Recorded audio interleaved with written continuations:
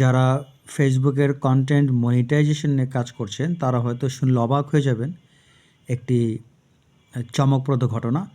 আমি একটি পেজে দেখেছি ২৮ দিনে ভিউ হয়েছে অ্যারাউন্ড ৩ লক্ষ, ৩ লক্ষের কাছাকাছি। কিন্তু তার ১ পয়সাও আর্নিং হয় নাই। তার কারণটা কি? ফেসবুক দেখাচ্ছে আর্নিং সেক্টরে তার কোনো কোয়ালিফাইড ভিউ হয় নাই। কোয়ালিফাইড ভিউ বলতে এটাকে বোঝায় যে ওখানে কোনো ভিউয়ার কোনো বিজ্ঞাপন দেখেনি।